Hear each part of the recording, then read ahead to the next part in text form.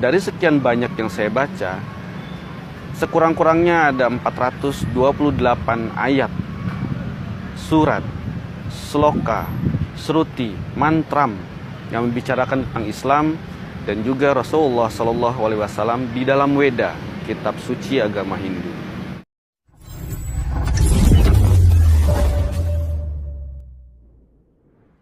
Perkenalkan, saya I Gusti Agung Ayu Widyadewi. Kemudian saya Ilyas Dewi Mahmuda. Saya masuk mu'alaf itu dari tahun 2005, insya Allah. Kemudian pekerjaan saya menjadi guru PAUD di salah satu TK di Tabanan, yaitu TK Abah Mentari. Baik. Jadi beliau ini adalah perempuan asli Bali yang dulunya bersama keluarga memeluk agama Hindu dan memutuskan pada tahun 2005 untuk convert atau hijrah ke Islam. Nah, kita akan mencoba mendengarkan, mengulik tentang bagaimana perjalanan spiritual beliau sehingga Mbak Dewi ini yakin dan akhirnya memantapkan diri untuk masuk ke agama Islam. Kalau boleh tahu nih Mbak Dewi ya, mohon maaf misalkan nanti ada kata-kata kami yang kurang berkenan, kami ingin Mbak Dewi cerita tentang bagaimana perjalanan spiritual Mbak Dewi pada akhirnya menemukan Islam. Pergolakan jiwanya seperti apa Mbak di awal-awal? Saya kebetulan dari keluarga berkasta dengan adat istiadat yang kental di keluarga. Kebetulan itu pertama saya punya teman beragama Islam waktu SD. Dan alhamdulillah sampai sekarang sih masih nyambung silaturahmi.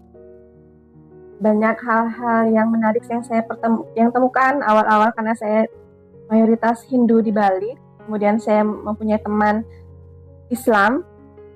Banyak hal-hal yang saya senang melihatnya dan saya merasakan sesuatu yang hangat di sana, terutama di keluarganya. Bukan di keluarga saya tidak hangat-hangat, sama dimanapun saya menemukan hal-hal istimewa di sana. Kemudian hal itu biasa saja. Kemudian saat saya kuliah, dulu pernah sebentar kuliah di Jogja. Di sana saya dipertemukan oleh teman.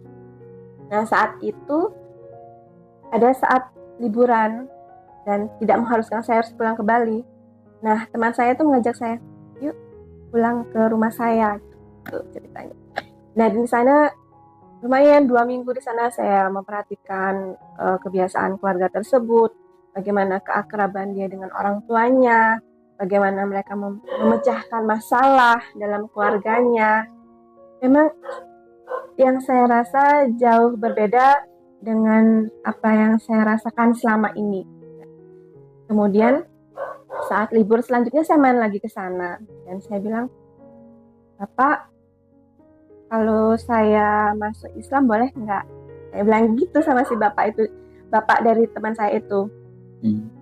Boleh Gek, tapi dipikirkan dulu. Karena ini menyangkut hal besar, tidak untuk sesaat. Dan sekarang bapak tidak bisa terima itu. Main-main aja di sini, anggap bapak sebagai keluargamu. Itu katanya beliau. Kemudian saat liburan lagi saya main ke situ, saya bilang, Bapak, boleh nggak sekarang saya masuk Islam? Kenapa? Saya udah mantap sekarang. Kenapa? Pertanyaan itu terus sama beliau. Begini aja, Gek. Waktu itu saya dipanggil Gek sama Bapak. Bapak ajak ke temannya Bapak yang merupakan salah satu yai di sini. Ini saya diajak ke sana dan tidak langsung diislamkan waktu itu. Didudukkan, kemudian diceritakan. Intinya seperti ini. Kalau saya Islamkan sekarang, gak bisa. Tapi, bagaimana? Apa yang bikin gak kok mantap untuk masuk Islam? Iya. Saya belum ada sesuatu yang bisa memasukkan Islam gak sekarang. Gini aja, gak. Kalau gak sekarang pulang, kalau nanti malam mimpi, nah biasanya sih mimpi itu ada yang ditaruhin mukena kah, apa pasti ada tanda gitu ngomongnya. Kalau memang ada tanda, ke sini, nanti saya Islamkan langsung. Itu ngomong beliaunya. Akhirnya saya pulang juga waktu itu ke rumah bapak itu. Kebetulan malam itu benar saya mimpi. Saya mimpi itu berjalan naik seperti gunung, di atas pohon ada, maaf saya paling takut dengan pocong. Takut sekali. Tapi ini pocongnya tuh kafannya putih bersih, senyum sama saya. Nggak ada rasa takut di situ. Kemudian ada pintu terbuka di sana. Saya melihat ada sosok laki-laki tapi cantik. Dibilang cantik tapi dia laki-laki. Nah, itu mimpi saya. Kemudian besoknya kebetulan habis asar saya ke situ. Saya sampaikan mimpi saya. Yang pertama ditanyakan beliau, sudah ada izin dari orang tua? Tentu saja tidak akan ada orang tua akan mengizinkan anaknya untuk berpindah agama. Karena itu saya bilang, ini pilihan saya mau masuk Islam. Bapak bisa bantu saya. Karena saya maaf, waktu itu saya tidak ada adab. Saya belum tahu adab dengan yai atau ustadz, atau saya belum ada. Jadi saya bicara polos aja dengan beliau. Akhirnya saya disyahadatkan oleh beliau. Saat itu juga, kemudian dihadiahkan Al-Quran dan diberi nama oleh beliau Dewi Mahmuda. Itu ceritanya. Kemudian alhamdulillah saya dipertemukan juga dengan almarhum suami. Kebetulan suami saya baru saja meninggal. Saat menikah di sini ada suatu perdebatan karena saya di sini adalah untuk Islam minoritas di Bali. Dan untuk masuk Islam kemarin saya tidak ada hitam di atas putih. Karena itu dengan segala hormat pihak di Bali sini, pihak KUA juga menyarankan untuk saya masuk Islam kembali. Untuk menegaskan, untuk memastikan dengan saksi-saksi yang ada di sini kalau saya benar-benar masuk Islam. Demikian. Masya Allah, jadi menarik sekali ya teman-teman bahwa perjalanan beliau mengenal Islam sudah lama. Dari beliau bertemu dengan teman beliau waktu SD, itu pertama kali beliau mengenal Islam dan menemukan keindahan praktek-praktek Islam di keluarga temannya. Jadi kalau boleh tahu nih Mbak, kan tadi ada proses dari SD sampai ke mahasiswa. Kalau boleh tahu kan biasanya kita dari keluarga yang religius itu diajarkan untuk beribadah dengan cara agamanya masing-masing. Mulai ada gejolak dan gelisah, kenapa ya kok saya tertarik, dan akhirnya ada bisikan dalam hati dan jiwa kita itu untuk pindah, itu mulai kapan? Biasanya kan kalau anak SD, anak kecil mungkin ikut-ikut teman. Iya, betul. Tapi kan ketika kita semakin dewasa, kita juga pasti didoktrin sama keluarga dan para pemuka agama di agama yang sebelumnya, itu kan seakan-akan tidak semudah itu. Gitu. Kalau boleh tahu pergumulan hati Mbak Dewi itu untuk kemudian kok kayaknya saya mau masuk Islam itu kapan sih Mbak? Yang paling saya rasakan saat pengen masuk Islam itu di waktu zaman kuliah itu, karena saya kuliah di Jogja, yang di sana adalah mayoritas adalah Muslim, di mana di sana saya, mohon maaf, saya sering nyuri-nyuri tempat kalau misalnya ada kajian atau apa. Jadi saya di sana mendapatkan filosofi lah, nasihat-nasihat yang bisa menenangkan hati saya. Demikian. Dan mungkin supaya tidak bersifat menyinggung juga, dulu saya sangat menyukai pelajaran agama Hindu. Saya baca kitab Bhagavad Gita dan juga pokoknya kitab-kitab tentang agama itu.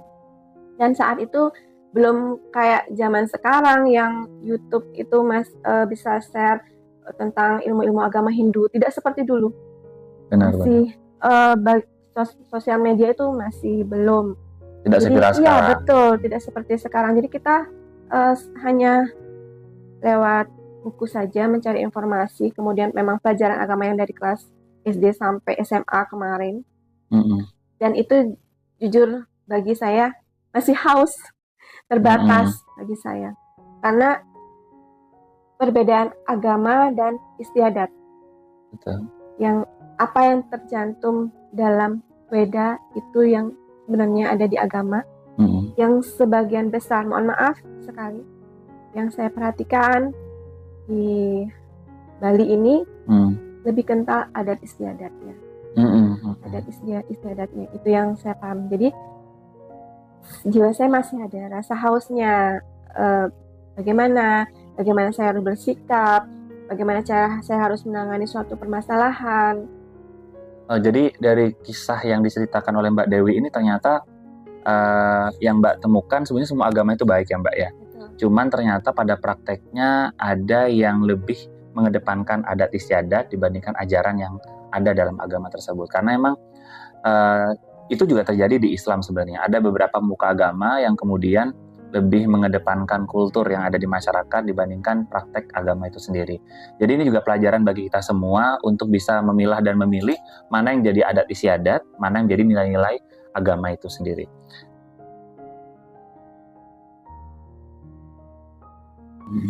Awalnya orang tua tahu saya masuk Islam pasti marah.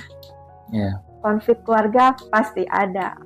Kalau boleh tahu Mbak, gimana sih perjuangan Mbak pasca meluk Islam?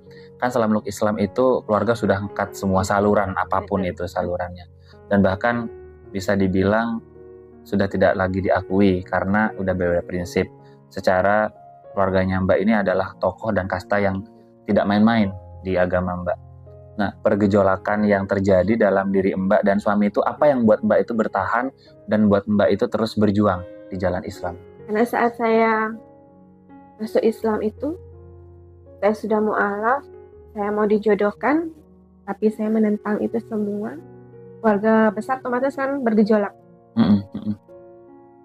Saat saya benar-benar, saya sudah masuk Islam, kemudian bude saya telepon saya.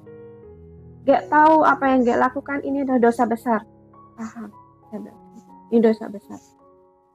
Ayo pulang, masuk Hindu lagi. Enggak. Kenapa?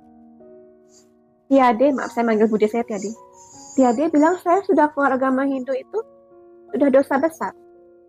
Kenapa saya harus kembali sedangkan saya di Islam sebagai bayi baru lahir? Kenapa gitu? Enggak, saya enggak mau ke sana. Saya enggak mau balik lagi ke agama Hindu. Saya enggak mau dosa besar di kedua agama ini. Jadi basah, panas, dingin. Katanya aji saya saat marah. Jika itu memang pilihannya kamu, jalani. Tatain pedidi, bahasa Balinya. Tatain pedidi, panas, dingin, melah, luwung, pedidi. Nah, itu bahasa yang pesannya aji saya saat saya ketahuan agama Islam. Jadinya itu yang saya pegang. Di agama sekarang, aku baru lahir nih baratnya. Aku nggak mau buat dosa besar lagi seperti yang kemarin. Itu yang bikin saya setelah nikah sama suami, saya nggak merengek-rengek pulang, nggak. Apalagi saat itu kebetulan, mohon maaf saya juga belum potong gigi. Saya belum melengkapi semua hutang orang tua. Katanya kalau orang tua belum potong gigi anak itu masih punya hutang. Saya bilang, enggak bu, ibu udah lunas. Ini kesalahan saya. Tidak, saya tidak mau potong gigi. Kalau saya potong gigi otomatis saya ke Hindu lagi. Saya cukup di sini aja. Apapun hutang ibu ke saya yang dulu menurut agama kemarin, saya anggap sudah lunas. Yang penting satu, minta doanya, ikhlaskan saya di sini supaya saya bisa benar berjalan di agama yang sekarang. Itu aja prinsip. Jadi Masya Allah sekali ya, ceritanya emang ini bukan hal yang mudah ya, kehilangan keluarga.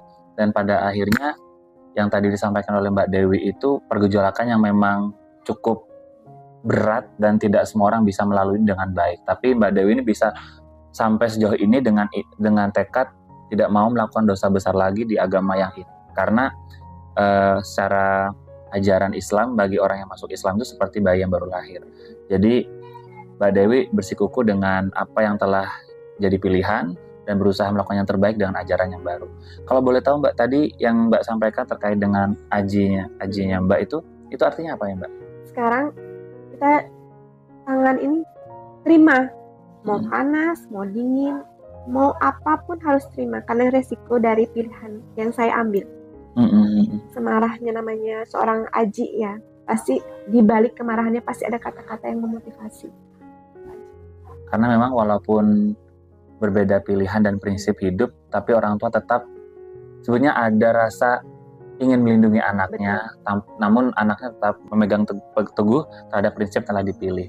Nah, tadi kan Mbak juga pernah cerita bahwa ketika tidak ada ridho orang tua, ibu, apa-apa seret, sulit ya Mbak. Gimana sih Mbak itu kemudian bisa bertahan, survive, dan akhirnya bisa menjalani hidup seperti sekarang bersama suami dan 4 orang anak? Apakah kemudian mendapatkan restu orang tua? Kalau emang dapat, itu bagaimana ceritanya, dan bagaimana kemudian sama-sama bisa berdamai. Ini kan kita perlu tahu bahwa ketika anak dewasa itu pada prinsipnya kita memang sudah melepas, membiarkan anak itu memilih jalannya masing-masing, walaupun orang tua tetap harus membimbing. Namun ketika sudah berbeda prinsip seperti ini, ya bagaimana keluarga tetap utuh. Ini kan perlu ada hikmah dan nilai yang bisa kita petik dari ini, Mbak. Sampai sekarang ini benar-benar hikmah buat saya. Dari apa yang saya alami ini pun bisa saya ceritakan ke adik-adik saya, kebetulan juga perempuan-perempuan. Saya bilang, apapun, Gek mau ngapain pun, sampaikan ke ibu. Minta doa ibu. Walaupun mau Gek, maaf saya kan panggilan kakak, agama Hindu. Walaupun mau Gek sekarang sudah berbeda keyakinan dengan Gek, dengan adik-adik saya itu, dia tetap mau Gek bilang, minta doa ibu. Ngapain? Minta doa ibu. Karena Moge membuktikan sendiri gimana dulu saat Moge tanpa ridho orang tua, tanpa doa ibu, apa yang Moge lakukan, apa usaha yang Moge lakukan, nggak pernah namanya berkah istilahnya. Mesari kalau orang Bali bilang mesari. Akhirnya walaupun kebuka pintu sedikit, orang tua mau ngomong aja, walaupun masih marah, ada jalan untuk kita. Untuk mencari rezeki yang barokah, walaupun sedikit, benar-benar kita bisa rasakan. Kemudian yang paling saya rasakan itu saat anak pertama dan kedua, saya melahirkan anak itu nggak minta doa ibu. Sakitnya luar biasa dan lama. Kemudian saya buktikan dengan lahiran anak ketiga. Saya minta izin sama ibu. Ibu, Gek udah nyakit, Gek mau lahir kayaknya anak ini. Gek minta maaf sekali. Selama ini Gek sudah nyakitin perasaan ibu. Minta doanya Gek selamat. Alhamdulillah. Saya langsung duduk di tempat tidur di bed mau lahiran. Selang 1 jam anak saya sudah lahir. Ketimbang kemarin-kemarin saya nyakit anak itu sehari semalam. Itu buktinya. Doa ibu, doa orang tua itu luar biasa. Ya, Masya Allah ya, luar biasa sekali teman-teman, bahwa hikmah yang bisa diambil itu seperti apapun prinsip yang kita pegang, perbedaan apapun yang memang kita jalani bersama keluarga, tetap orang tua itu tetap orang tua kita, apapun yang terjadi. Karena dalam Islam juga diajarin birrul walidain, karena ridho Allah firridul walidain. Karena ridhonya Allah itu ada ridhonya orang tua.